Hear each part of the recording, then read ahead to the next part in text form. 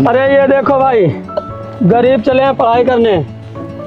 ये जब दूसरों के घर में कुत्तों की तरह काम करते हैं तब जाके इन्हें 2 वक्त की रोटी मिलती है और ये पढ़ाई करेंगे। हाँ सही कह रहे तू अजीत। और एक बात बता, जब तेरी औकात नहीं है पढ़ाई करने की तो तू पढ़ाई करने जा क्यों रहा है? और वैसे भी गरीब ना पढ़ाई करने के लिए नहीं होते, काम करने के लिए होते हैं, समझ आई? तुम लोगों को पता है ये पढ़ाई क्यों कर रहा है? इसे लगता है कि ये पढ़ लिख कर बहुत बड़ा आदमी बन जाएगा। अरे भाई इस गलत फहमी में मत रह। तू पढ़ लिख कर कुछ नहीं बन पाएगा, कुछ नहीं कर पाएगा तू। शायद इसे पता नहीं है, गरीबी एक गंदी नाली है और ये उसी नाली के कीड़े हैं जो कभी बाहर नहीं आ पाएंगे, उसी में रेंग रेंग के मर जाएंगे। हाँ वैष्णवी, तुम सही कह रहे हो।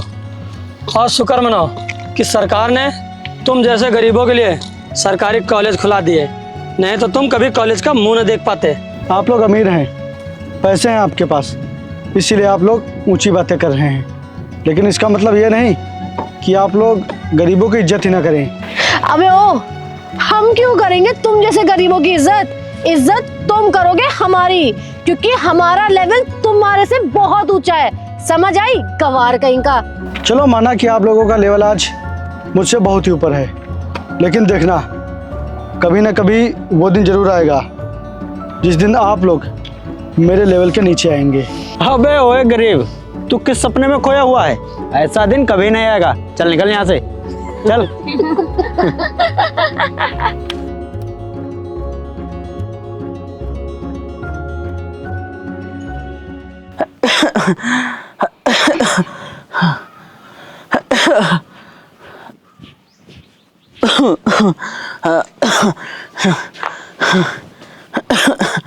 तू खांस क्यों रहा है? तूने दवाई नहीं खाई क्या? भैया दवाई खत्म हो गई है। क्या खत्म हो गई है? तूने मुझे बताया क्यों नहीं? इस तरह खांस रहा है लेकिन बता नहीं सकता है।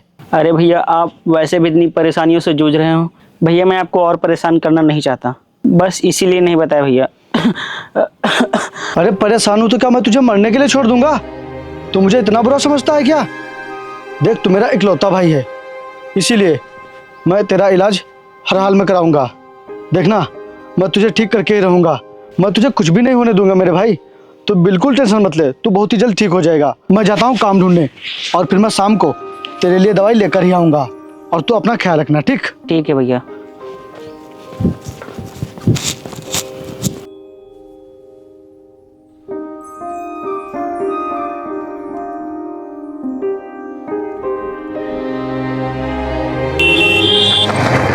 देख के नहीं चल सकते क्या?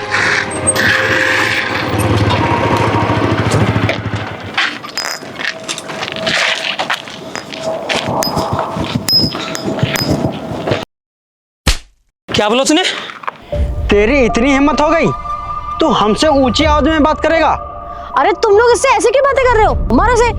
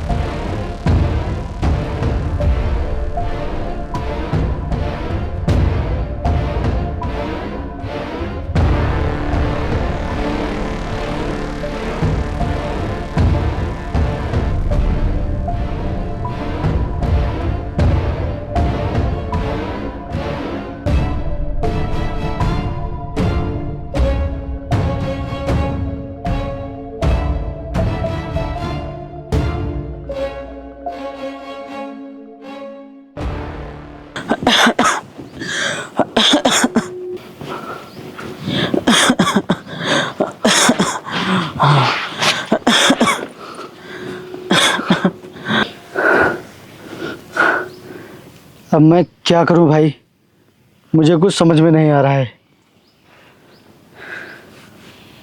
किसी भी दवाई से तुझे फायदा नहीं मिल रहा है, मैं क्या करूं? मेरी एक बड़े डॉक्टर से बात हुई थी कल। उन्होंने कहा है कि तुम्हारे भाई का ऑपरेशन कराना पड़ेगा, तभी वो सही हो पाएगा, और जिसमें पूरे 5 लाख रुपए का खर्चा आएगा।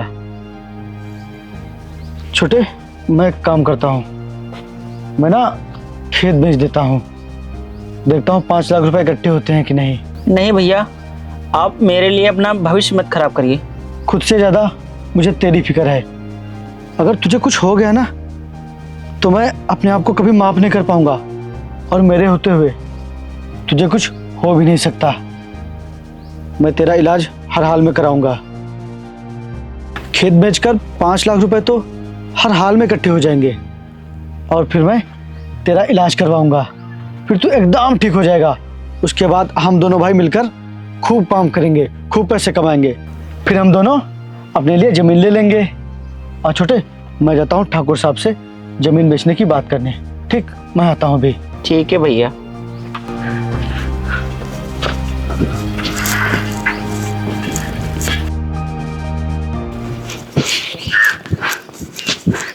छोटे, ये देख, मैं ज़मीन बेचकर पूरे 5 लाख रुपए ले आया। अब तेरा इलाज हो जाएगा, कल तेरा ऑपरेशन होगा, फिर तू बहुत जल्दी सही हो जाएगा। छोटे, अरे छोटे देख ना, छोटे छोटे, ए भाई उठ ना यार, देख मैं तेरे इलाज के लिए पैसे लेकर आया हूँ। उठ ना यार, तू मुझे इस तरह अकेला छोड़कर नहीं जा सकता मेरे भाई। भाई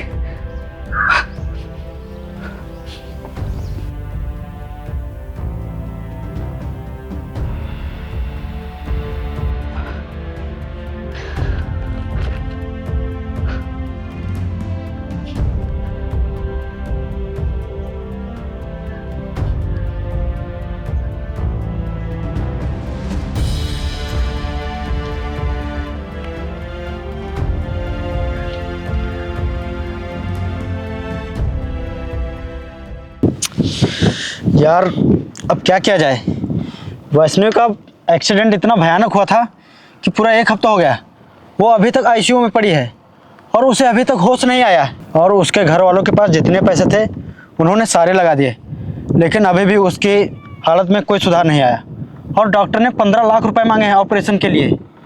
अगर हम अपनी 4 व्हीलर भी बेचेंगे फिर भी हम उतने पैसे नहीं इकट्ठा कर पाएंगे। मेरे तो समझ में नहीं आ रहा है कि हम वैष्णवी को कैसे बचाएं। और डॉक्टर ने बोला है पैसों का इंतजाम जल्द से जल्द करना पड़ेगा, नहीं तो फिर वैष्णवी को कुछ भी हो सकता है। हाँ यार, तुम सही कह रहे हो।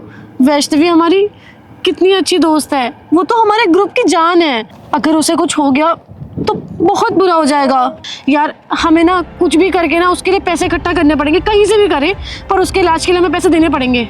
हाँ यार सृष्टि, तुम सही कह रहे हो यार। अगर हम लोग ये गाड़ी बेचेंगे तब भी उतने पैसे नहीं हो पाएंगे यार। हम लोग कैसे उसकी जान बचाएंगे, समझ में नहीं आ रहा कुछ यार।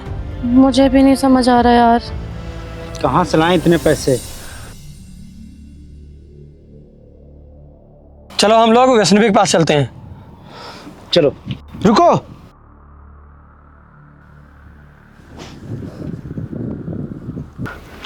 कुछ नहीं होगा आपके दोस्त को। उनके इलाज के लिए कितने पैसे चाहिए? 15 लाख चाहिए थे, लेकिन उसमें से 10 लाख का तो इंतजाम हो गया है। सिर्फ 5 लाख रुपए कम पड़ रहे हैं। तो आप लोग चिंता मत कीजिए, आप लोगों को पैसे मैं दूंगा। क्या? ये क्या मजाक कर रहे हो तुम? हमारी दोस्त आईसीयू में एडमिट है और तुम यहाँ हमसे मजाक कर रहे हो? अरे नहीं नहीं, मैं मजाक नहीं कर रहा हूँ। गरीब कभी भी किसी की भावनाओं के साथ मजाक नहीं करते। आप लोग 5 मिनट यहीं पर रुकिए, मैं आता हूँ।